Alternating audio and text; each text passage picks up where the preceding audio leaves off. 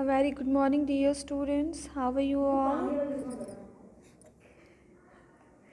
Dear students, today we are going to start next chapter, that is the making of the national movement 1870s to 1947. So dear students, this is the part first.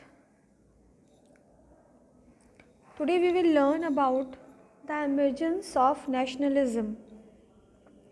Dear students, nationalism with respect to India refers to the belief that we belong to the nation called India and that the resources and systems of the country are meant for all citizens irrespective of their caste, creed, language, religion, gender or race.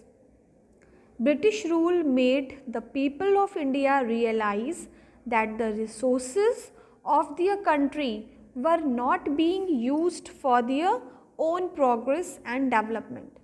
The negative effects of British rule can be categorized as, you can say, social, political and economic. So let us lead to the rise of nationalism in India. The first part is social. In this, dear students, the British did not treat Indians with respect and dignity. Indians were considered inferior and were discriminated against.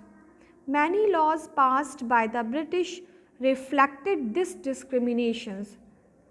Some examples are, you can see here a picture on your screen. The Arms Act passed in 1878 and prohibited Indians from possessing arms while allowing the British to do so. Second one was the Vernacular Press Act passed in 1878 prohibited the Indian press for criticizing the British government. And third was the Ilbert Bill of 1883 that sought equality between Indians and Europeans, that was rejected by the British. This was the social discrimination, you can say. Second is political.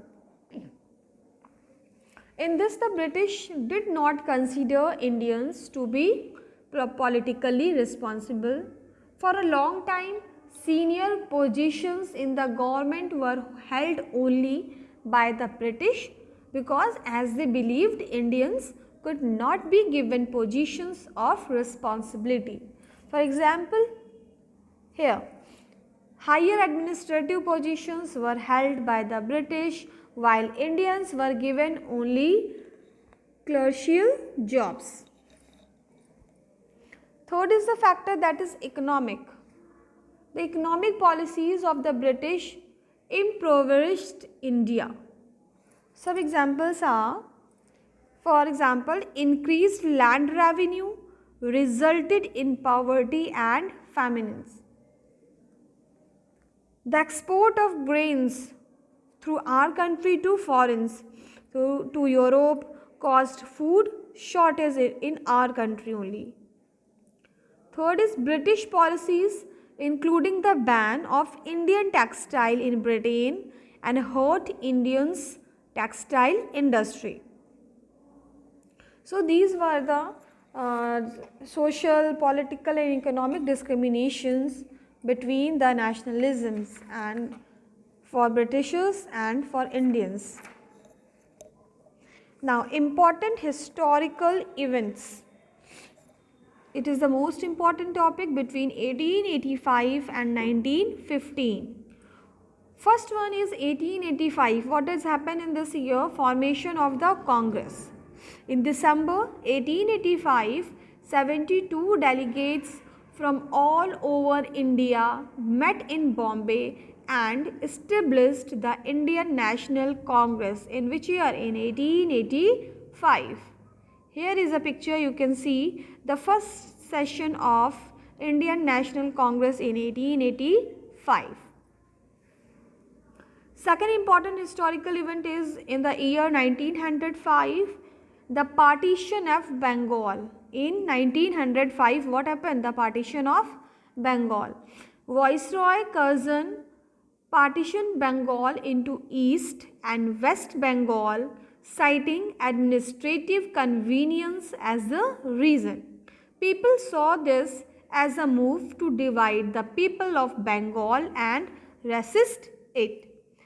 In two parts, it has been divided the Bengal in West Bengal and in East Bengal. Third important historical event is 1906 in this formation of the Muslim League. In 1906, a group of Muslim landlords and Nawabs formed the All India Muslim League at Dhaka. It is now present day in Bangladesh, to represent Muslim interest in the national movement. Here is a picture, working community of the Muslim League there. One thing more, dear students, did you know that after the partition of India in 1947, East Bengal, present day Bangladesh, became a part of Pakistan. The other half of Bengal continued to be called West Bengal, even though it is in eastern India. Fourth important historical event took place in 1907. What does happen in this year? A split in the Congress. So in this, what happened? At the Surat session, the differences between the moderates and the radicals led to a split within the Congress. The moderates supported Rash Behari Ghosh as their leader, while the radicals chose Lala Rajpat Rai. Here is a picture of Rash Behari Ghosh versus Lala Lajpat Rai. And the fifth important historical event is reunification of the Congress. By 1915, what happened? The nationalist leaders realized that a united struggle is necessary to overthrow the colonial rule in India. At the Bombay session, presided over by Satyendra Prasanna Sinha, the radicals rejoined the Congress. Here is a picture of a Satyendra Prasanna Sinha who did the reunification of the Congress. So dear students, this is the first part of the chapter, the making of the national movements. It's very important. Revise whole the concept, the emergence of nationalism, and about the important historical events. Soon we will meet in the next part of this chapter.